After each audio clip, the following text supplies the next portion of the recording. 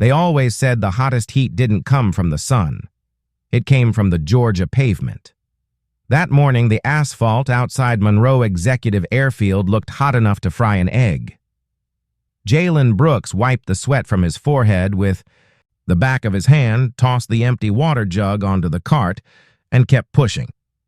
He wasn't complaining, at least not out loud. He knew exactly why he was there. This wasn't a flashy gig. He wasn't logging flight hours or even loading luggage. Jalen was the go-to guy when the coffee machine needed a refill or someone left greasy handprints on the glass doors. But he kept quiet and observant. Because Jalen didn't just like planes, he understood them. He saw machines the way some people heard music, a symphony of gears and combustion. It all made sense to him. His late grandfather, Ernest Brooks, used to say, "If you listen close enough, every engine tells you what it needs." Most days, Jalen finished his shift and headed straight to the forgotten hangar out back. Inside, beneath a stained tarp, sat a 1968 Mooney M20C, grounded since before he was born. His granddad had bought it from an auction in Florida and hauled it back himself. It never flew again. But Jalen was slowly bringing it back to life, piece by piece, patiently, quietly, using the same old tools and notebook his granddad left behind. It wasn't about flying it, not yet. It was about honoring the man who raised him, the one who taught him how to clean carburetors before he even learned how to drive. He'd been interning at Monroe for 4 months. No paycheck, just lunch, breaks, gas money, and whatever discarded parts he could haul home. He never complained. He was learning. That day started like any other, until it didn't. At 11:42 a.m., the terminal doors slammed open. A black SUV pulled up to the tarmac, way too fast for airport protocol. Heat shimmered around it like a mirage. Out stepped a sharply dressed man barking into a phone, flanked by 2 assistants who looked like they hadn't blinked all week.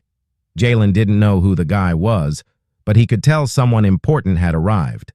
The atmosphere shifted. People moved faster. Voices tightened. "He's early," one of the crew whispered. "That's Douglas Wexler, CEO of Pinnacle Aerotech." Jalen had heard the name. Wexler ran one of the largest aviation tech companies in the country, designed nav systems, owned 5 jets, probably flew between cities faster than most people ordered coffee. Jalen kept working, but his eyes drifted toward the commotion. Wexler paced the tarmac, checking his watch every 30 seconds. His Gulfstream G500 was parked just 20 feet away, with its belly panel wide open. A technician crouched underneath, head shaking. Jalen paused. The tech climbed out, wiping his hands with a greasy towel. "We've got a serious electrical fault in the ECS. Compressor isn't drawing power, and I can't figure out why." Jalen's ears perked up. The other man's voice was tense. "How long to fix it?" The tech shrugged. "Could be a wiring issue. We don't have the part. Might take hours." That's when Wexler exploded. "Hours!" he yelled. "I have a boardroom of international investors in San Diego in 6 hours. That jet better be airborne in 30 minutes, or I'm pulling contracts." People scattered. One assistant scrambled to make phone calls. Another paced in circles trying to reach the FAA. Jalen stood frozen just inside the hangar, half hidden behind crates, heart thudding. He didn't move. But something inside him did. He had no badge, no title. But he did have a memory. His granddad hunched over an old truck, pulling a similar relay from the AC system, explaining how compressors don't just quit. They lose trust from bad connections. Jalen's fingers twitched. He could see the fault, the way wiring could disrupt a startup. The puzzle clicked in his mind. He had an answer. But who'd listen to an intern with oil on his shirt? Still, something told him this wasn't the day to stay quiet. "Where's the mechanic?" Wexler barked. Silence. The certified tech had clocked out 3 hours earlier, food poisoning from a nearby diner. Only Jerry was left holding a clipboard and sweating bullets, not qualified for jet diagnostics. "Sir," Jerry said nervously, "we're trying to get a team from Hartsfield-Jackson, but they're at least 2, maybe 3 hours out." Wexler looked ready to explode. Jalen watched from the shadows, eyes fixed on the G500 like a hawk. He'd studied that jet's manual, online, page by page, night after night in the garage. "3 hours?" Wexler shouted. "Do I look like I have 3 hours?" Nobody answered. One assistant stepped forward, heels clacking. "Mr. Wexler, we could send the backup jet from Dallas, but even if it departs now, it won't—" "No," he snapped. "I don't want another plane. I want that one. It has all my files, all my systems. I don't care if you drag it down the runway. Fix it." Jalen's brain was racing. This wasn't a loose fuel cap. If the ECS was down and the compressor wasn't pulling, it meant one of 2 things: bad relay or a broken ground near the main hub. Maybe it could be bypassed. He looked down at his trembling hands, not from fear, but from pressure. Then he saw the necklace peeking from under his shirt. Reflexively, he tugged it out. A worn bronze pilot wing, dulled from years of wear. His granddad gave it to him at age 10. "Earn this," he said. "Not with talk, with work." Jalen stepped forward. "Hey," he called softly to Jerry. "Did you check the E36 line for grounding? If ECS isn't pulling current, there might be a break near the lower relay bracket." Jerry blinked. "What?" Jalen walked up. "The G500's ECS runs through a bypass cluster under the cabin. Stairs. I've seen it corrode where the auxiliary compressor draws power.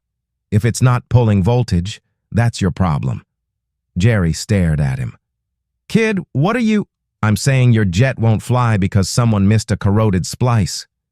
Jerry was about to dismiss him until he noticed Wexler's assistant listening. Closely. She was looking at Jalen like he wasn't invisible. Wexler noticed too. His cold, sharp eyes locked onto Jalen. "You," he said. "Who are you?" Jalen swallowed. "Jalen Brooks, sir. I'm an intern, part-time, around the hangars." "And you think you can fix my jet?" Jalen hesitated. "I think I know where to look. You can stand here guessing for 3 hours, or give me 15 minutes to prove I'm wrong." The assistant leaned in, whispered something to Wexler. He paused, then said, "You break it, you pay for it." Jalen nodded. "Fair." Jerry stepped back. Jalen dropped to one knee and opened the hatch under the stairs. His hands moved with precision. He searched for burn marks, corrosion, and then spotted it, one loose connector, barely hanging on. Just a little turbulence and it would have failed completely. Jalen glanced at Jerry, now hovering above his shoulder. "Told you," he murmured, but it wasn't over. Inside the G500 felt like a sauna. No airflow, just thick heat and stress. Jalen reached into the access panel, carefully pried the connector free. It was worse than he thought. Oxidized pin, slightly bent, never properly seated. Properly in weeks, maybe months.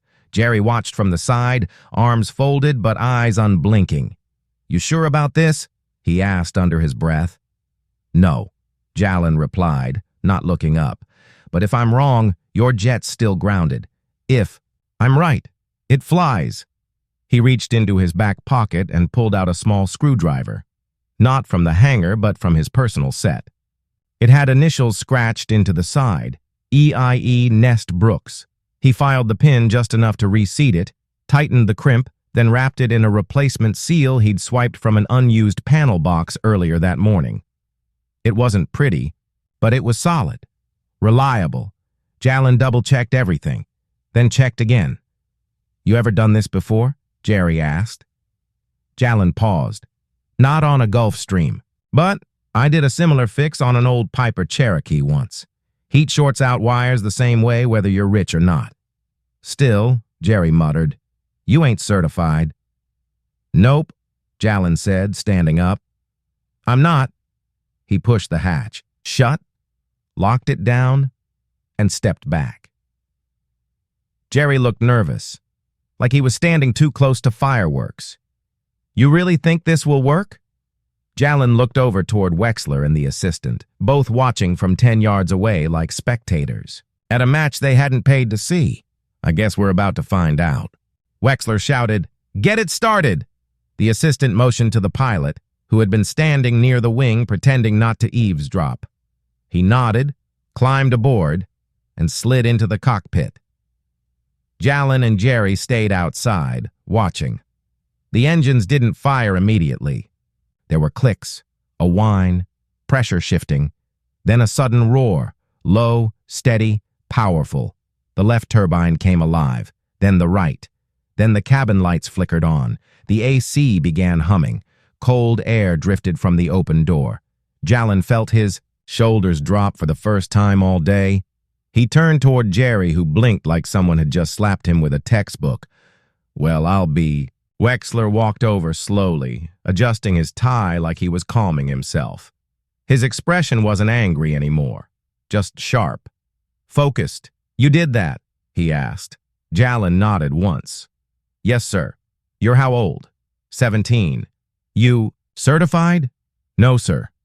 "Then what the hell makes you think you're qualified to touch a multi-million-dollar jet?" Jalen didn't blink. "Nothing. Except I knew what the problem was, and nobody else did." Wexler stared at him. The kind of stare people give when they're not sure whether to be impressed or furious. Jalen didn't flinch. He didn't shrink. He'd already had too many people tell him he was just something. Just a kid. Just the intern. Just the guy who mopped floors. He was done with that. "I learned from my grandfather," Jalen added. "He was Air Force maintenance. 40 years. Said the best mechanics aren't the ones with the patch on their shirt. They're the ones who respect the machine." Wexler looked him over again. "What's that around your neck?" Jalen glanced down, his fingers instinctively curling. "Around the necklace." He didn't answer right away. The assistant stepped forward. "That looks like an old Air Force pilot wing." Jalen nodded. "It was his. He wore it when he taught me how to work on engines. Gave it to me the year before he passed." Wexler said nothing. He just looked at the necklace, not like it was jewelry, but like it was a story he hadn't read yet. Then he turned toward the jet, now fully operational. Its diagnostics lit up on a nearby tablet screen. He said nothing for a long time. Finally, he muttered, "I've had certified engineers mess up worse than this." Jalen took that as a compliment, but Wexler wasn't done, not even close. He circled the plane like he needed to see it with fresh eyes, or maybe he just didn't want to look directly at Jalen until he'd made up his mind. The engines purred. The pilot gave a thumbs up from the cockpit window. Diagnostics were green. Everything was stable. Jalen stood there, hands at his sides, trying to slow his breathing. He wasn't nervous, not anymore, but his heart still thumped in his ears. Not from fear, from adrenaline. Then Wexler turned and walked right up to him. "Who signed off on you being here?" he asked. Jalen hesitated. "No one." Wexler looked toward Jerry. "Did you give him permission?" Jerry raised both hands.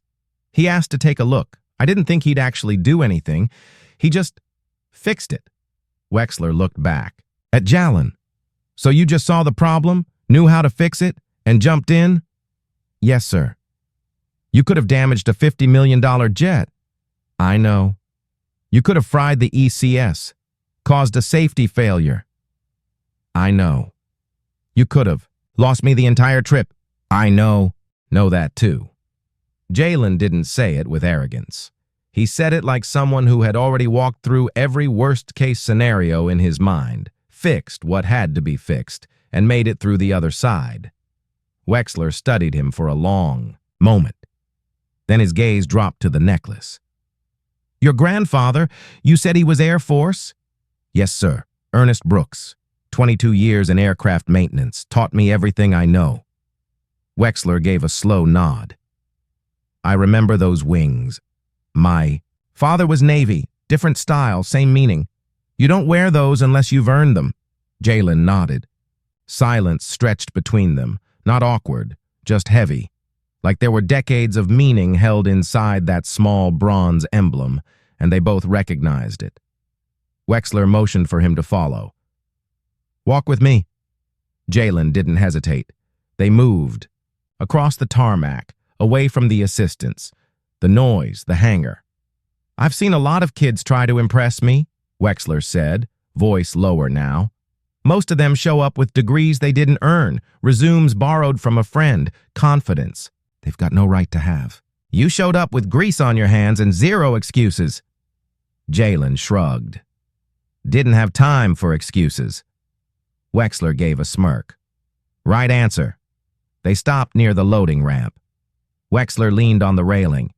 How long have you been here? 4 months. Unpaid internship. Started sweeping floors. I hang around after hours working on that old Mooney in the back hangar. You trying to be a pilot? Jalen shook his head.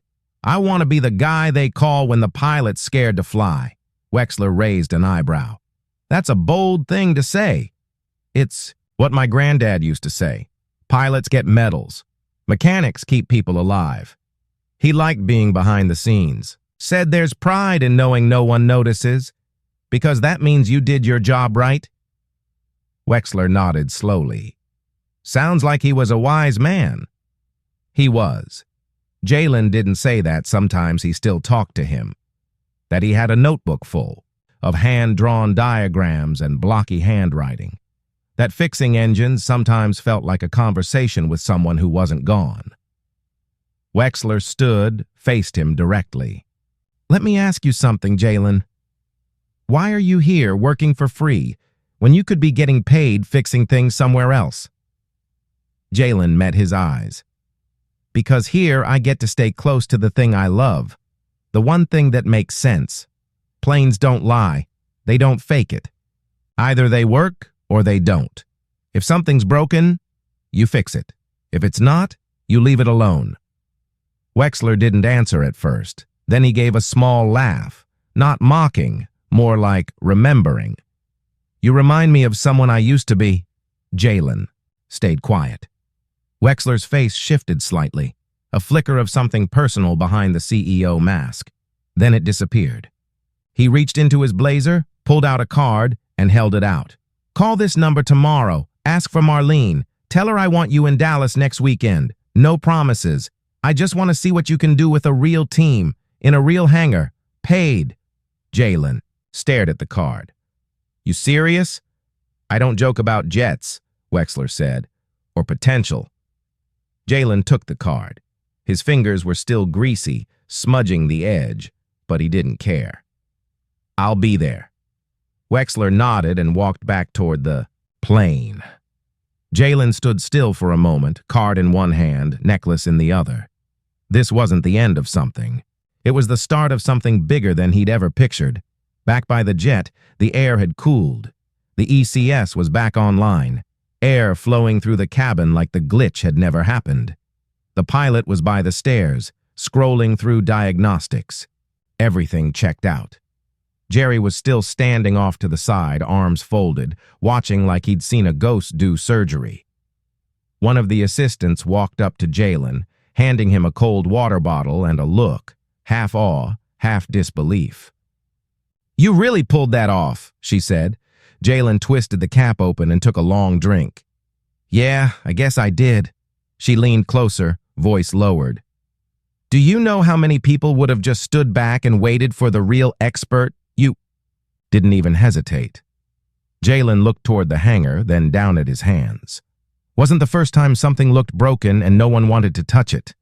Before she could reply, the pilot called out, We're good to go. Wexler turned toward the cabin. But before he stepped in, he gave Jalen one last glance. It wasn't pride. It wasn't approval.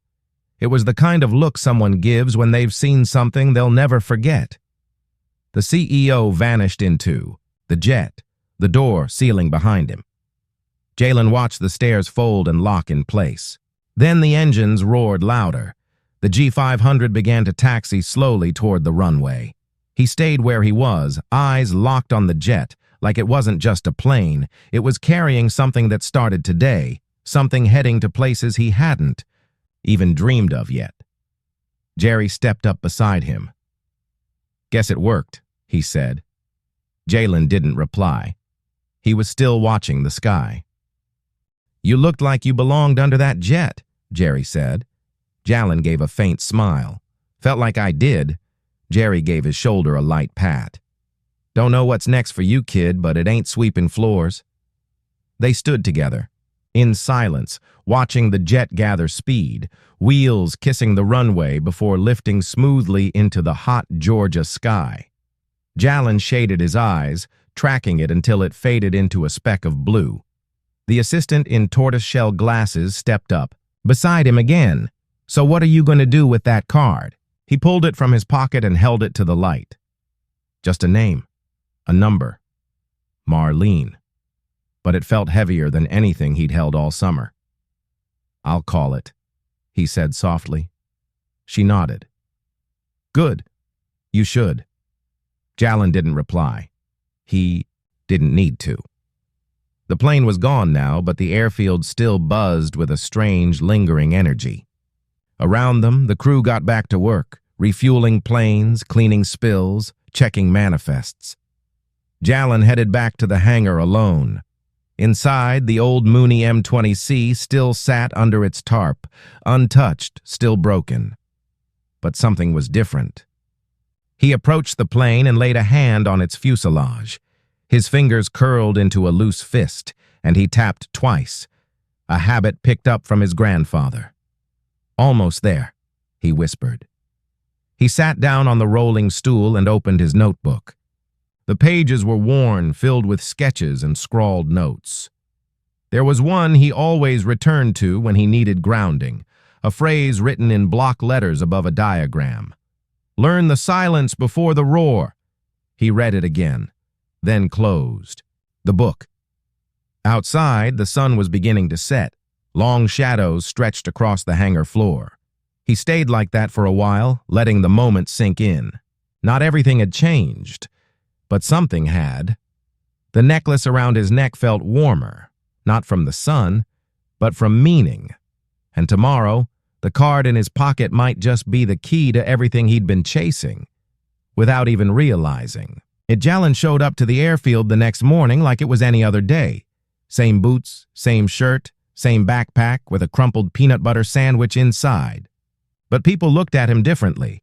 Jerry gave him a nod, not polite, but earned.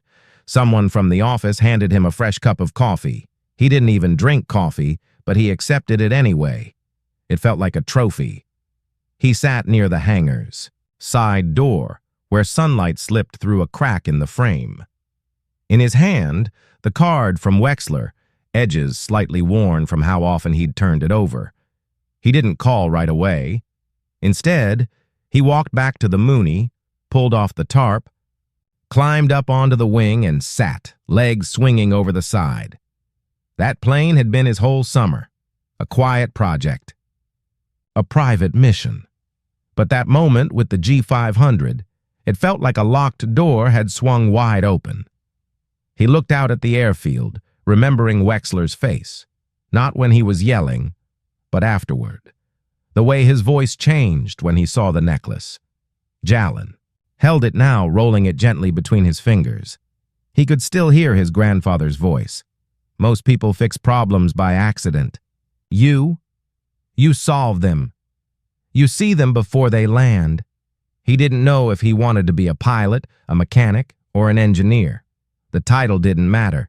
He just wanted to be the person people turned to when something broke, and make it right again.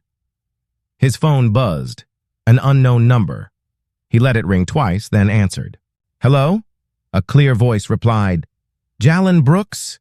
This is Marlene from Pinnacle Aerotech. Mr. Wexler asked me to follow up. He's arranged a visit to our Dallas hangar next weekend. He'd like you to see our operations firsthand. You'll be compensated for your time." Jalen blinked. He looked at the dusty Mooney, then at the runway stretching beyond the fence. "Yes," he said. "I'll be there." Marlene confirmed the time, what to bring, who to ask for, and when the car would pick him up. Before hanging up, she thanked him like he'd already done something worth remembering. He set the phone down and leaned against the plane's cool metal. It wasn't about money. It wasn't about recognition. It was about finally being seen, like all the work he'd done in silence had finally spoken loud enough for the right people to hear. He'd taken a risk, fixed something no one else could. Not because he was the best, but because he cared the most. Now the future didn't feel distant. It was calling. The next Saturday, his hometown felt too small. Jalen stood at the gates of Monroe Airfield with a duffel bag over his shoulder and the pilot wing necklace tucked beneath his shirt. A sleek black sedan rolled up. The driver leaned out the window. "Jalen Brooks?" He nodded. "Hop in." The drive to the private terminal was quiet. Jalen. Just watch the scenery roll past, fast food joints, tire shops, cracked driveways. Places he'd seen 100 times, now slipping behind tinted glass. Landing in Dallas hit like a shockwave. Longer runways, towering hangars, everything spotless and humming with precision. With money. But Jalen didn't feel out of place. He walked into Pinnacle Aerotech's hangar like he belonged, because in his mind, he'd been there for years. Clean tools, real engines, no tarps, no scrap fixes. Wexler met him in jeans and a polo. "Glad you came," he said. Jalen shook his hand.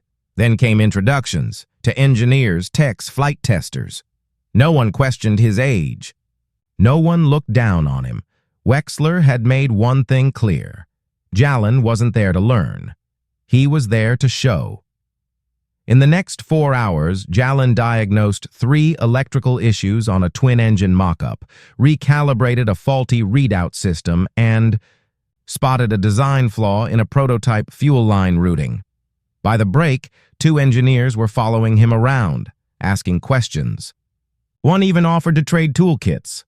After the last walkthrough, Wexler pulled him aside and handed him a folder. "This isn't a job offer," he said. "Not yet. It's a mentorship pipeline. 2 weeks in Dallas every other month. Paid. You'll work under our senior diagnostics team. If it goes well, next year, we talk career." Jalen took the folder and stared at it. Then he looked up. "My grandfather would have liked you," he said. Wexler smiled. "Sounds like he'd have liked you more?" Jalen laughed, just a little. As the sun sank behind the hangars, he stepped. Outside, alone, quiet. He reached for the necklace and held it up. Not flashy, not fancy, just bronze wings, earned through grit, grease, and heart. He took a deep breath, because some wings come with a license, others come with legacy.